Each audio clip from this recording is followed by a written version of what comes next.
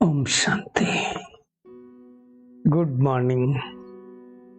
साकार मुरली 19 अगस्त 2022। बाबा का मीठा मीठा लेटर हम मीठे मीठे बच्चों के मीठे मंथन के लिए। मंथन शुरू करने से पहले प्यार के सागर शिव बाबा की प्यार भरी किरणों के नीचे बैठ जाते हैं और अनुभव करते हैं, मैं प्रेम स्वरूप आत्मा हूं, प्रेम के सागर की संतान हूं। आप सभी भाई बहनों को जन्माष्टमी की, श्री कृष्ण की दुनिया में आने की बहुत बहुत बधाई हो। दुनिया तो झूठी जन्माष्टमी मनाती है, आप सब सच्ची सच्ची जन्माष्टमी मनाने के लिए इस पढ़ाई को दिल से पढ़ें और पढ़ करके श्री कृष्ण के साथ झूला झूलें। ऐसी जन्माष्टमी की हम बधाई देते हैं आप सबको। आज मीठे बाबा ने कहा, मीठे बच्चे, अभी तुम्हें सारे विश्व के आदि मध्य अंत की रोशनी मिली है। हमें मिल गई रोशनी। बाबा कहते तुम ज्ञान को बुद्धि में रख सदा हर्षित रहो, क्योंकि बहुत थोड़े दिनों बाद वो खूबसूरत सी दुनिया आने वाली है। आज का प्रश्न है, अभी तुम बच्चों की बहुत जबरदस्त तकदीर बन रही, कौन सी और कैसे? बाबा कहते हैं अभी तुम श्रीमत पर चले 21 जन्मों के लिए बाप से बेहद का वर्षा ले रहे हो। ये तकदीर बन रही है हमारी। श्रीमत पर बाबा कहते हैं तुम्हारी सब मनोकामनाएं पूर्ण हो रही हैं। ये तुम्हारी जबरदस्त तकदीर है। तुम 84 जन्म लेने वाले बच्चे ही चक्कर लगाकर अभी ब्राह्मण बने हैं, फिर देवता बनेंगे। तो ऐसी ऊंची तकदीर हमारी बन रही। ऊंची तकदीर बनती भी तब है जब बुद्धि, योग बल और ज्ञान बल से माया रावण पर हम जीत पाते हैं। बाबा कहते हैं तुम्हारी बुद्धि में है कि हम बाप के पास आए हैं। क्यों आए हैं, ये अपने आप से हमें प्रश्न पूछना है। तकदीर बनाने के लिए, लक्ष्मी नारायण पद पाने के लिए, श्री कृष्ण के साथ राज्य करने के लिए, तो स्मृति में रहना है। यही सोचना है, मैं आत्मा तकदीर जगाने आई हूं, तकदीर जगा कर आई हूं। कल पहले वाली तकदीर मेरी वापस जग रही है। कैसे जगेगी? इस भगवान की पाठशाला में बैठ करके पढ़ाई करने से। ये बेहद की पाठशाला है ना बाबा की। भगवान तो एक ही को कहा जाता है, शिव बाबा को। वो हमारी तकदीर बनाने की युक्ति बतला रहे हैं। कब बताते हैं? इस पुरुषोत्तम संगम युग में, जब ज्ञान सागर और ज्ञान नदियों का मिलन होता है। कोई पानी के सागर की बात नहीं है। पानी के सागर में स्नान करने से कोई हम पावन नहीं बनेंगे, वो तो भक्ति की बात है। सतयुग और त्रेता युग ज्ञान की प्रारब्ध है, जिसको ब्रह्मा का दिन कहा जाता है, और भक्ति है रात, अर्थात द्वापर और कलयुग को कहा जाता है। तो सतयुग त्रेता में ही हमारी सदगति होती है। बाबा कहते हैं सदगति देने वाला तो एक बाबा ही है। अब हो रही है हमारी सदगति। कैसे हो रही है? परमात्म ज्ञान को धारण करने से, राजयोग सीखने से, उसको अपने जीवन में इंप्लीमेंट करने से। सोचें कितना मेरे जीवन में परिवर्तन आया है, कितना मैं आत्मा इस राजयोग को आत्मसात कर पाई हूं। ऐसे महाराज श्री कृष्ण महाराज कुमारी राधे नहीं बनेंगे, मेहनत करनी पड़ेगी। सतयुग में जाना मासी का घर नहीं है।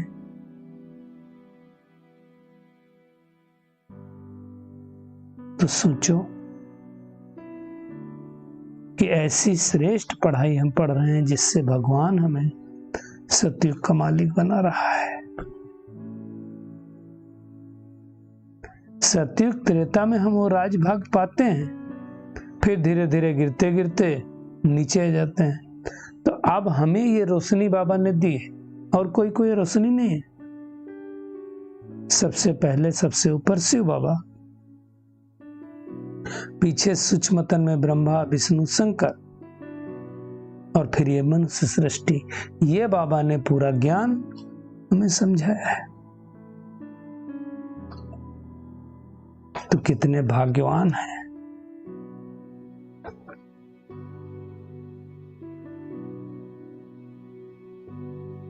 बाबा कहते हैं ब्रह्मा विष्णु को व शंकर को ज्ञान का सागर नहीं कहेंगे। ज्ञान सागर तो एक बाबा ही है, और उससे ज्ञान लेकर के हमें सत्य की दुनिया का प्रिंस प्रिंसेस पढ़ना है। बाबा समझा रहे हैं कि देखिए श्री तो एक शिव बाबा है, यानी श्रेष्ठ श्रेष्ठ, और वो हमको श्री बना रहे हैं, इसलिए श्री राधे श्री कृष्ण कहा जाता है। जो राजे अद्दी के बाद श्री लक्ष्मी श्री नारायण बनते हैं। तो बाबा ये बातें बता सकता है, और तो कोई बता नहीं सकता। बाबा ही सदगति में ले जा सकता है। भारत पावन था ना, पतित बना किसने बनाया? रावण ने। पावन कौन बनाएगा? परमात्मा राम बनाएगा। तो अब हम तकदीर जगाने के लिए आए हैं, तो क्या करना पड़ेगा? उस पिता को, परमात्मा को बड़े प्यार से याद करना पड़ेगा। अब तो सारी सृष्टि में रावण राज्य है, सब दुखी हैं, सब शोक वाटिका में बैठे हैं। सतयुग में तो कोई दुख की बात ही नहीं होती है। बाबा कहते हैं आज तो जन्माष्टमी है, दुनिया मना रही है श्री कृष्ण जन्माष्टमी। क्या कहते हैं दुनिया वाले? देवकी का 8वां नंबर का बच्चा श्री कृष्ण पैदा हुआ। अब सोचो सतयुग में 8 बच्चे होंगे किसी को? हो सकते हैं क्या? सोचो। अभी कलयुग का अंत चल रहा है, तो भी इस समय 8 बच्चे मुश्किल से होते होंगे किसी को। वो बैकुंठ का फर्स्ट प्रिंस है, उसको सतयुग की वजह द्वापर में लगे, तो ये गड़बड़ कर दिया है ना। तो बाबा अभी हमें वेदों शास्त्रों का सार समझाते हैं कि जिनके 8 जन्म अति श्रेष्ठ थे, वो सच्ची सच्ची जन्माष्टमी मनाओ। तुम उस दुनिया में जाने की तैयारी करो।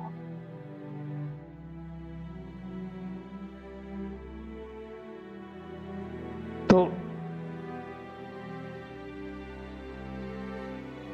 हमें उस दुनिया में जाने के लिए एक बाबा की अविवेचारी याद में रहना है।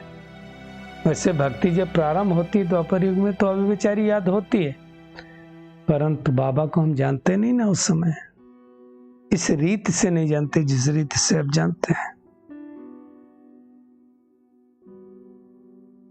अब है ये शिव बाबा का विचारी ज्ञान, जिस ज्ञान के द्वारा हमारी सद्गति होती है।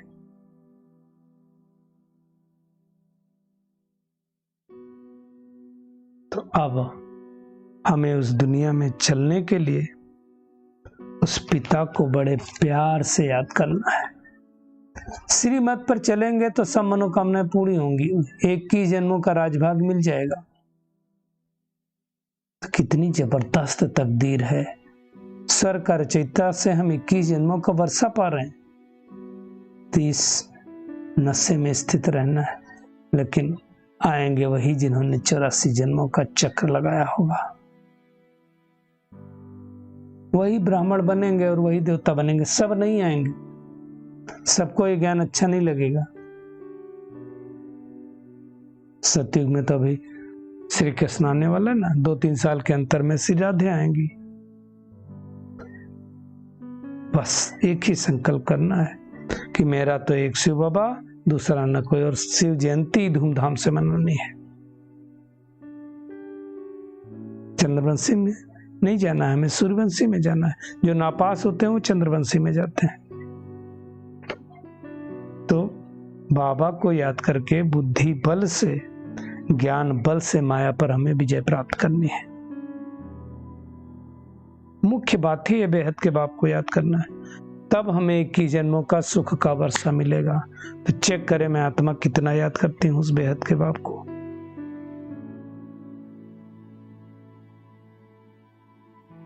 ये सब समझने की बात है। दुनिया में कहते हैं गीता का भगवान श्री कृष्ण था। चलो अच्छा, गीता का भगवान श्री कृष्ण, तो राम सीता को क्यों याद करते हो?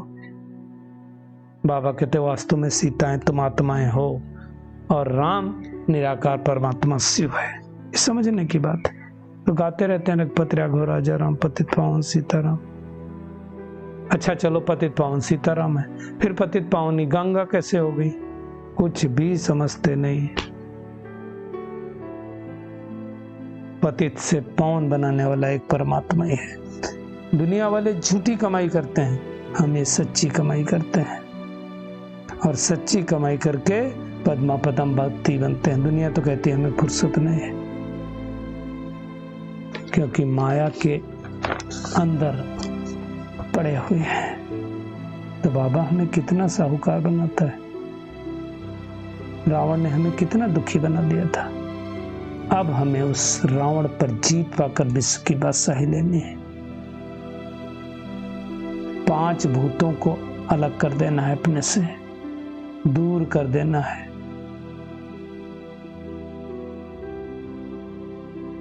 ऐसी दुर्गति होती गई थी, इसलिए तो भगवान को आना पड़ता है हमारी सद्गति करने के लिए।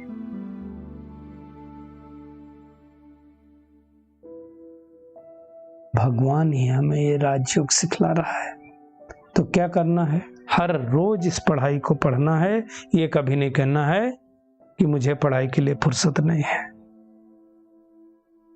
पद्मा पदम पति बनने के लिए सच्ची कमाई करनी और करानी है। एक बाबा के विचार याद में रह करके आत्मा को सतो प्रधान बनाने की मेहनत करनी है। बस एक ही संकल्प, मेरा तो एक शिव बाबा, दूसरा न कोई। यही पाठ पक्का करना है। आज का बाबा का वरदान है, सदा एक बाप के स्नेह में समाये हुए, सर्व प्राप्तियों में संपन्न और संतुष्ट भव।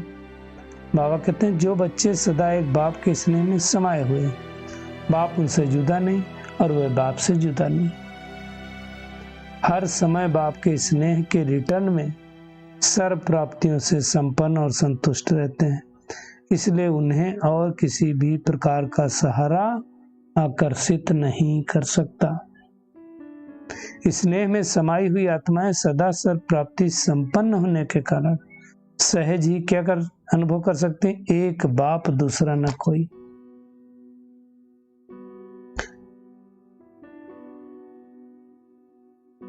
ऐसी समाई हुई आत्माओं के लिए तो कहा जाता है एक बाप ही संसार है, बाबा ही संसार है।